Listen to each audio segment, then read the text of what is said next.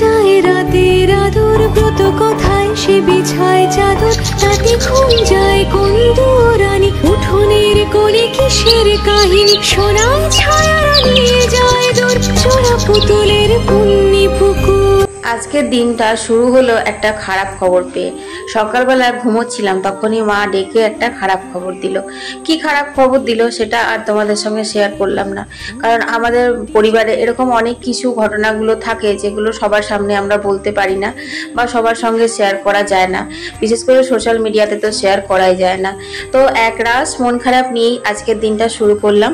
Hello বন্ধুরা, তোমরা কেমন আছো বলো? আশা করি সবাই অনেক ভালো আছো, যে যেখান থেকে আমার ভিডিও দেখছো। আসানসোল থেকে আমি অর্পিতা, তোমাদের অর্পিতা, তোমাদেরকে সাথে নিয়ে আজকের দিনটা শুরু করে দিলাম। এখন বাজে হচ্ছে সকাল 6টা, আর একটু সবজি কেটে নিলাম কারণ বুবলার স্কুল জন্য টিফিন বানানোর জন্য। কিছুই না, আলু চুটচুটি করেছিলাম আর তারপর রুটি করে দিয়েছিলাম। তারপর রেডি গো। এখন দেখো আমি ছেলেকে নিয়ে স্কুলে ছাড়তে যাচ্ছি। তো আজকে এতটা মন খারাপ ছিল, আমি যে মোবাইল নিয়েছি সেটা আমার মানে আমি মোবাইলটা নিইনি আর কি, আর মোবাইল যে নেওয়া হয়নি সেটা আমার একদম মনেও ছিল না। তো বুবলা আমার মন খারাপটা দূর করার জন্য কোন সময় মোবাইলটা নিয়েছে। তারপর অর্ধেক রাস্তা যাওয়ার পর আমি লক্ষ্য করছি, বললাম হ্যাঁ রে, তুই মোবাইল নিয়ে রেকর্ডিং করছিস? বলছে হ্যাঁ, আমি মোবাইলটা এনেছি। তো এইগুলো সব শুট করেছিল। তো যাই হোক বন্ধুরা, তোমরা সঙ্গে থাকো, সম্পূর্ণ ভিডিওটা দেখো, আশা করি তোমাদের খুব ভালো লাগবে।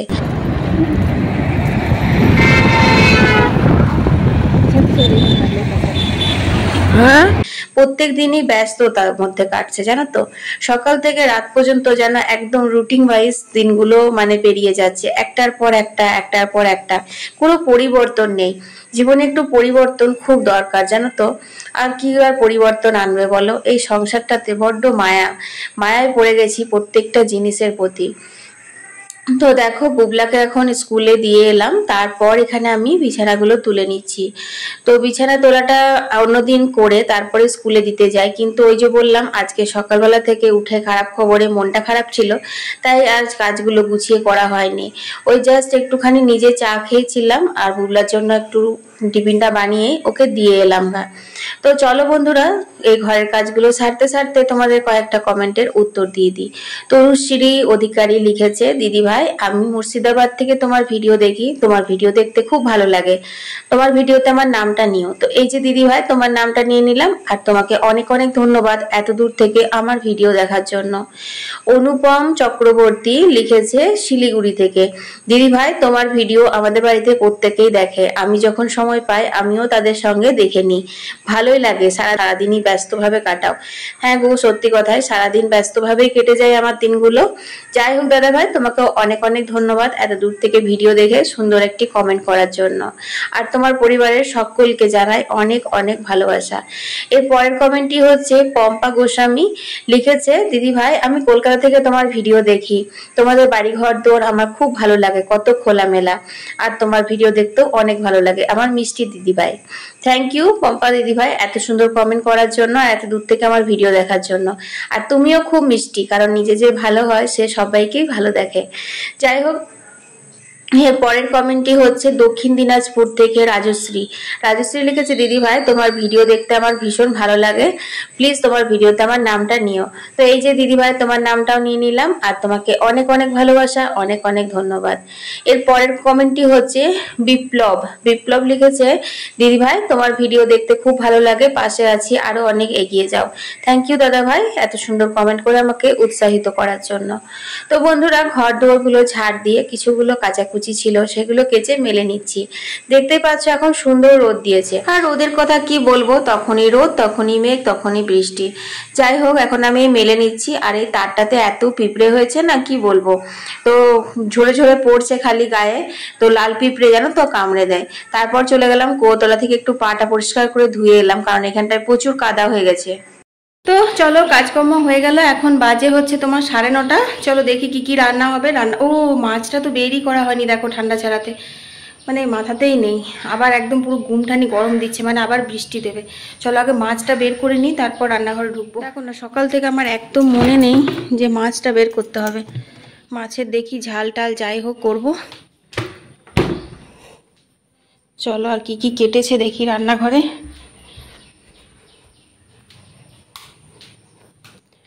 তো এখানে কুমড়ো পটল আর আলু দিয়ে তরকারি হবে। সেদিনকে করেছিলাম কুমড়ো পটল আলু তরকারিটা, খেতে খুব ভালো হয়েছিল। আর ওল সিদ্ধ হবে, আর হবে তোমার তারা পুঁইশাক চচ্চড়ি। তো এটা অনেক রকম সবজি দিয়ে হবে, আলু বেগুন গাজর পুঁইশাক দিয়ে পাঁচমিশালি একটা চচ্চড়ি হবে। এই তো ওলটা সেদ্ধ করতে দিয়ে দিই, চলো রান্নাটা করি। ওলটাকে সেদ্ধ হতে দিয়ে দিই, তারপর তরকারিটা চাপাবো। না না, দুধটা গরম হতে দিতে হবে। দুধটা আগে গরম হতে দিয়ে দিই একদিকে, আর একদিকে ওলটা চাপাবো।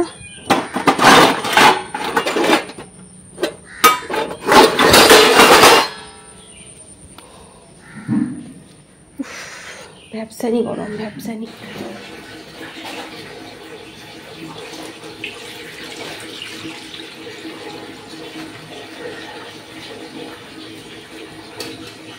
অনেকক্ষণ পর তোমাদের সামনে এলাম। ওদিকে আমি কুকারে ওলটা সেদ্ধ করতে বসিয়ে দিয়েছি, আর দুধটাও গরম হয়ে গেছিল, দুধটাও নামিয়ে নিয়েছি।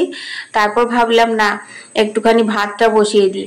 তো ভাতটা বসিয়ে দিয়ে আমি একটু ইউটিউবে লাইভে এসেছিলাম। তো মানে ইউটিউবে লাইভে এসেছিলাম বললাম কারণ যারা আমার ফেসবুক থেকে দেখছো ভিডিওটা সেই বন্ধুদেরকে বললাম। তো ভাবলাম যে না পুঁইশাক চচ্চড়িটা লাইভে শেয়ার করব, কারণ ইউটিউব থেকে লাইভ করার জন্য আমাকে বারবার মেল পাঠানো হচ্ছে, সেই জন্য। আর লাইভ তো আসাই হচ্ছে না, মানে আমার অভ্যেসটা চলে গেল জানো তো। যখন লাইভটা গত বছর শুরু করেছিলাম প্রথম, তখন খুব ভালো লাগছিল। আর লাইভ ভিডিও আমাকে অনেক কিছুই দিয়েছে। লাইভ ভিডিও আমার 100K সাবস্ক্রাইবার দিয়েছে, লাইভ ভিডিও আমার চ্যানেল মনিটাইজ করেছে, লাইভ ভিডিও থেকে আমি বেশ অনেকটা উপার্জনও করতে পেরেছি। কিন্তু তারপর চ্যানেলে স্ট্রাইক পড়ে যাওয়ার পর আমার অনেকটাই রিচ ডাউন হয়ে গেছিল। তো আমার মনটাও ভালো ছিল না। তারপর কিছুদিন ওই যে বন্ধ হয়ে গেল, তারপর না আমি আর সময়টা করে উঠতে পারছি না। আমি কিন্তু এই ঘরের কাজ করতে করতেই দিনের মাথায় 4 থেকে 5 বার লাইভে আসতাম, কিন্তু এখন আর আমি একবারও আসতে পারছি না জানো তো। এই হচ্ছে বুঝলে, এই অভ্যেসটাই হচ্ছে মেন। ও একটা রেগুলার কোনো কাজ যদি তুমি করে যাবে, তো সেটার মধ্যেখানে যদি একবার ব্রেক পেয়ে যাবে, তাহলে সেই কাজটা না শুরু করা খুব মুশকিল হয়ে যায়। তো যাই হোক, আমার পুঁই চচ্চড়িটা হয়ে গেছে, আর পুঁই চচ্চড়িটা আমি তোমাদের সাথে শেয়ারও করে দিয়েছি লাইভে, মানে ইউটিউবের লাইভে। যাই হোক, আর তারপর আমি কিন্তু ওদিকে ভাবছি যে পটল আর কুমড়ো তরকারিটা করব। সেদিনকে জানো তো পটল আর কুমড়ো তরকারিটা করেছিলাম পেঁয়াজ রসুন দিয়ে, কি ভালো হয়েছিল গো খেতে। কিন্তু সেদিন তো মা ছিল না, আজকে মা আছে, আজকে নিরামিষ করেই করব।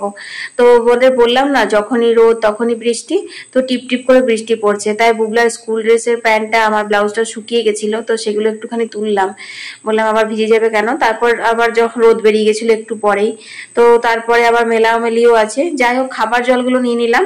খাবার জলগুলো নিয়ে নিলে একটা সুবিধে হয়, এই পাইপগুলো পাল্টে পাল্টে পরে আমার অসুবিধা হয় না নিতে। তো বাইরের জলগুলো আর কি। আর বাইরে যা যে স্নানের জন্য যে জল টলগুলো নিই কাচাকুচির জন্য, সেগুলো তো বড় বড় জায়গা, একটু সময়ও পায় হাতে। তো দেখো এখানে আমি পাইপটাও লাগিয়ে দিলাম, আর তারপর দেখো জলগুলো নিয়ে নিলাম। আর এই জল নিতে নিতেই দেখতেই পাচ্ছ আমাদের উঠোনটা একটু ভিজে ভিজে লাগছে। এক ফাঁকে একটু বৃষ্টি হয়েই গেছিল, তারপর কিন্তু আবার বৃষ্টি ছেড়ে একটু একটু করে রোদও বেরোচ্ছে। তো এই হচ্ছে বর্ষাকালে, বুঝলে, বর্ষাকালে সব জিনিসটা তোলো মেলো এই। যাই হোক, এদিকে বাইরের কাজগুলো চটপট করে সেরে নিয়ে রান্নাঘরে রান্না করতে বেশ ভালো লাগে। আর রান্না করতে করতে এইসবগুলো করতে একদমই ভালো লাগে না। তো দেখো এই জামা কাপড় যেগুলো তুলেছিলাম সে দুটো আবার মেলে দিলাম, বললাম রোদে একটা শুকনো আলাদাই আর ঘরের শুকনো একটা আলাদা। তো এই যে পুঁইশাকের চচ্চড়িটা করেছিলাম, খেতে কিন্তু খুব ভালো হয়েছিল। আমাদের ঘরোয়া যে রান্না আমরা রোজ দিন করি, সেগুলো দেখবে যত হালকা ভাবে করা হয় না, ততই বেশি টেস্ট হয়। আর পুজো পাশা লোকজন আসা যাওয়া অকেশন ওয়াইজ কিছু একটা হলো, তখন একটু রিচ করে করলে ভালো লাগে। তো এখানে চলো কুমড়োর তরকারিটা চাপিয়ে দিই। ওই সর্ষের তেলের উপর রাঁধুনি ফোড়ন দিলাম, তারপর 3টে শুকনো লঙ্কা ফাটিয়ে দিলাম, এতে সেন্টও ভালো হয় আর ঝালটাও চলে আসবে। তারপর কিন্তু প্রথমে পটলগুলো লাল করে ভেজে নিতে হবে। এই কুমড়ো পটলের নিরামিষ তরকারিটা আমার মা খুব ভালো করতো জানো তো। তো আমি খেতে খুব ভালোবাসতাম এটা। তো এখনো আমি শ্বশুরবাড়িতে মাঝের মধ্যে করি। তো এই বছর প্রথম সেদিনকে করলাম আর আজকে করছি। তাও সেদিন হতো না যদি না কচু কুমড়ো পুঁই শাক কাটতাম, একসঙ্গে কেটেছিলাম, তারপর মনে পড়লো না আজকে পঞ্চমী, পুঁই শাক কচু খাওয়া যাবে না, তখন পটলগুলো কেটে মিশিয়ে দিয়েছিলাম। তো দেখো এটা আমি ভালো করে কষিয়ে নিচ্ছি, কুমড়ো দিয়ে দিয়েছি, আলুও দিয়ে দিলাম, আর এর মধ্যে মশলা জিরে ধনে আদা বাটা দিয়েছিলাম। তারপর ঢাকা দিয়ে দিলাম আর গ্যাসটা সিমে করে দিয়েছি, ওইভাবেই তরকারিটা হয়ে যাবে। এদিকে দেখছি ভাতটাও হয়ে গেছে, তো ভাতটাও এক ফাঁকে নামিয়ে নিতে হবে। তারপর আমি চলে এলাম এখানে বাটাবাটি করতে। বাটাবাটি বলতে মাছের ঝাল করব, সেই জন্য অল্প একটু সর্ষে বাটছি। আসলে কি জানো তো বন্ধুরা, এখন না এইখানে দাঁড়িয়ে দাঁড়িয়ে বেটে এমন অভ্যেসটা খারাপ হয়ে গেল, ওই শিলটাতে আর বাটতে ইচ্ছে করছে না, মনে হচ্ছে কি এইখানে। আর এইখানে আমার এই একটি সুবিধা হয়েছে, দেখেছো, এই যে অর্ধেক বাটলাম, বাটার পরে এই তরকারিটা নাড়াচাড়া করতে পারছি। এদিকে কুকারে ডাল চাপিয়েছি, ডালটা উতলা ছিল, অফ করে দিতে পারছি, এই জিনিসটা হচ্ছে। আর এই একই জিনিস আমাকে করতে হয় বাইরের শিলে বাটার সময়। বাইরে সিলে বাটতে বসলাম, এদিকে কুকারে ডাল উতলাচ্ছে, ফস করে দৌড়ে এসে গ্যাসটা অফ করতে হলো। তারপর আবার বাটতে বসলাম, দেখছি পটল ভাজতে দিয়ে গেছি, তলায় লেগে যাবে, দৌড়ে এসে আবার নেড়ে যেতে হলো। এই জিনিসটা হয়, তো সেটা এখানে বাটলে আমার সুবিধে হয় একটু। আর তোমাদের সঙ্গে শেয়ার করলাম, আমি ওখানে একটা কাঁচের বোতলের মধ্যে ছোট্ট ছোট্ট কয়েকটা মানি প্ল্যান্টের ডাল কেটে লাগিয়ে রেখেছি। সবারই দেখছি জানো তো যে মানি প্ল্যান্ট রান্নাঘরে রাখছে, জানি না কি হয় না হয়, তবে হ্যাঁ একটা নিজের খুব ফ্রেশ ফিল হয়, ঘর ভিতরে যদি একটা সবুজ গাছ থাকে তাহলে দেখবে খুব ভালো হয়। তারপর আর একটা কি আমি দেখে, মানে কতটা সত্যি মিথ্যে জানি না, আমি দেখেছিলাম মানি প্ল্যান্ট গাছ কিন্তু যে আমাদের মোবাইল টিভির যে রেট আর রেডিয়েশনটা থাকে সেটা কিন্তু ক্যাচ করে নেয়। আর তো আমার তো সবসময় মোবাইল নিয়েই কাজ, এইসব রেকর্ডিং গুলো রান্নাঘরেই আমার সারাদিন রেকর্ডিং হয়, মোবাইল অন থাকে। তারপর আমি মাঝের মধ্যে রান্নাঘরে মোবাইল দেখতে বসেও যায়, রান্নাঘরে আমি এডিটও করি রাতের বেলায়। আমার রান্নাঘরটাই সবকিছু, বুঝলে, রান্নাঘরই আমার জগৎ হয়ে গেছে এখন। তো সে কারণে রান্নাঘরে একটা ছোট্ট মানি প্ল্যান্ট লাগিয়ে নিয়েছি। তো তোমাদের সাথে বকবক করতে করতে কিন্তু আমার রান্নাগুলো সব হয়ে গেছে। দেখো এটা অরহরের ডাল, এখানে গোটা জিরে আর শুকনো লঙ্কা দিয়ে ফোড়ন দিলাম। অরহরের ডালে কিন্তু এরকম ফোড়ন দিলে খেতে ভালো লাগে। অরহরের ডালকে অনেক কিন্তু আহিরের ডালও বলে। আর এই যে কুমড়োর তরকারি নামিয়েছি, নামিয়েছি তোমার এই যে ওল ভাতে চচ্চড়ি। রান্না বান্না কমপ্লিট, এখন বাজে হচ্ছে 11:30। আর দেখো পুরো মেঘ গুড়গুড় করছে, তোমরা আওয়াজ পাচ্ছ কিনা জানি না। আর বৃষ্টি আবার নামালো, ওই দেখো, দেখেছো টিপ টিপ টিপ টিপ পড়ছে। তো কাপড়গুলো তুলে নিই, কারণ খুব যদি ঝমঝম করে আসে তাহলে সব ভিজে যাবে। একটু জল ঝরেছে যেহেতু অনেকক্ষণ মিলেছি, তো সেই জন্য। তো চলো তারপর স্নান করে নেবো, বিচ্ছিরি লাগছে, একদম বিচ্ছিরি বৃষ্টি, আর বৃষ্টি শেষ নেই বাবারি বাবা। চলো স্নান টান হয়ে গেছে, 1টা বাজতে গেল, বুবলাকে নিয়ে আসি।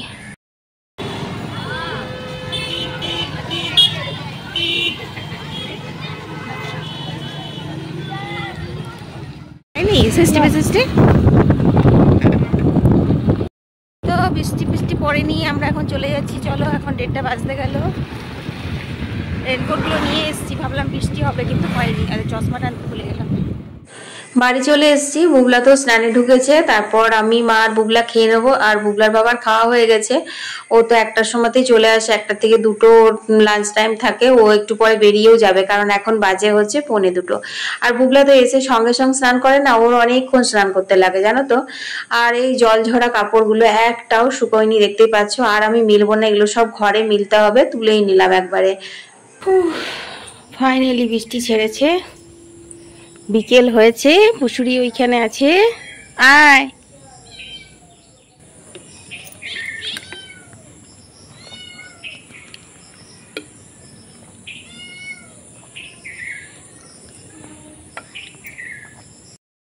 তো বন্ধুরা এখন সন্ধে হয়নি, তাই শুভ সন্ধ্যা বললাম না, কিন্তু সন্ধ্যের টাইমটা হয়ে গেছে, 6:30 বাজতে গেল। অনেক আলো আছে, আকাশে পাখিরা সব ফিরে যাচ্ছে বাড়িতে। আজকে ছাদ গেলে খুব ভালো হতো জানো তো, কারণ ওয়েদারটা বেশ ছাদে ঘোরার মতো, কিন্তু যাবো নাই। দেখো একা হয়ে গেছে, ঘরে থাকছি তো, উঠোনে একাই চিৎকার করছি। উঠোনে একটু হাঁটি তাহলে ও একটু চুপ থাকবে, এই তো। মায়া মায়া, বুঝলে, এই সংসারে সব কিছু মায়া। মানুষ বলো, পশু পাখি বলো, জিনিসপত্র বলো, বাড়িঘর বলো, সবই মায়া। তো চলো এখন একটুখানি হাঁটি হাঁটি পাপা করে নিই। রাত্রে তরকারি কিছু করা নেই, কি তরকারি করবো বলো তো। প্রত্যেক দিন মানে এই এক ঝামেলা, সকালবেলা উঠে পরে দিনে কি রান্না করব। দিনে তো তবুও মানে যাই হোক ভাতটা ঠিকই খাওয়া হয়ে যায়, কিন্তু এই রাত্রে রুটির জন্য কি করব না করব সেটা নিয়ে একদম শশব্যস্ত লাগে, দূর। তো চলো, চুল টুল বাঁধা হয়ে গেছে, ঘরের কাজ মোটামুটি হয়ে গেছে, বাসনগুলো গোছানো হয়নি, বাসন গোছাবো পরে গোছাবো। এখন একটু ঘুরে নিই আর পুষুরিকে একটু আদর করে নিই, তারপর এইখানে বসিয়েছি ডিম সেদ্ধ, দেখো কাজটা ঝাপসা হয়ে গেল। আর এদিকে বসিয়েছি সোয়াবিন আলু সেদ্ধ হতে, আর এখানে বসিয়েছি হচ্ছে দুধ চা। এখানে বেড়ে নিয়েছি মুড়ি, আর রয়েছে পোটমে দুটি চপ। ঠিক আছে, তো এই হচ্ছে আজকে সন্ধ্যের আমার জলখাবার। ওদেরকে দিয়ে দিয়েছি, মাকে বুবলাকে দিয়ে দিয়েছি। বুবলা আবার তো চপ টপ খায় না, ও ছোলা ভাজা খাবে। দেবো, এই দেখো এই দেখো এই দেখো এই দেখো, এই সমস্যা বুঝলে, এই সমস্যা। এই উতলে গেলে পরে গ্যাস মুছতে হবে, কুকারের ঢাকা ধুতে হবে ভালো করে। এই সমস্যা সমস্যা, কি সমস্যা আমার জীবনে, বাবারি বাবা। রাত্রে একটা নিরামিষ সবজি করতেই হতো, মা বললো সোয়াবিন আলু কর। তো বললাম তাহলে সোয়াবিন আলু তরকারি করে দেবো ঝোল ঝোল করে, আর ডিম সেদ্ধ করে দেবো। তো বুবলা আবার বলছে ডিম যদি সেদ্ধই করবে তাহলে ডিমটা পেঁয়াজ রসুন দিয়ে একটু ভেজে দাও, তারপর সোয়াবিনটা দিয়ে দাও, মানে ওই ডিম দিয়ে সোয়াবিন আলু দিয়ে ঝোল। এবার তাহলে দু রকম করবো, মার জন্য নিরামিষ করব, আমাদের জন্য আমিষ করব। মানে রাত্রেও আমার আজকে দু রকমের সবজি প্লাস রুটি করতে হবে, ভাতটা খালি করা আছে। এই তো দিনে খায় ডাল তরকারি আছে, কিন্তু দিনে একবার খেয়ে সেগুলো দিয়ে রাত্রে আর খায় না ওরা রাত্রে। আর আমি দিনে যে রাতে তরকারিটা করে রাখি ওটা দিনে খাই না, ওটা রাখাই থাকে রাত্রের জন্য, এরকম আর কি। তো চলো, চাটা হয়ে গেছে, ওদেরকে চাটা গুলো দিই, তারপর তরকারি করবো। এখন কিন্তু 7:30 বেজে গেছে। তো এখানে দেখো ডিমের ঝোলও রেডি হয়ে গেছে, বাটিতে ফুটছে। আর এখানে সোয়াবিনের তরকারি নিরামিষ পুরো হয়ে গেছে। এখন বাজে হচ্ছে তোমার 10টা। মা খাবার নিয়ে নিয়েছে, আমি একটু বসে ঘামটা শুকিয়ে নিই, এই যে পাখা চলছে, তারপর আমি খেতে দেবো। কারণ বুবলার এখন পড়া হয়নি, ও পড়ে নেক একটু, তারপরে একবারে খেয়ে দিয়ে শুয়ে পড়বো। যাই হোক, ভিডিওটা এখানেই শেষ করে দিচ্ছি। সবাই ভালো থেকো, সুস্থ থেকো, কাল আবার দেখা হবে, টাটা।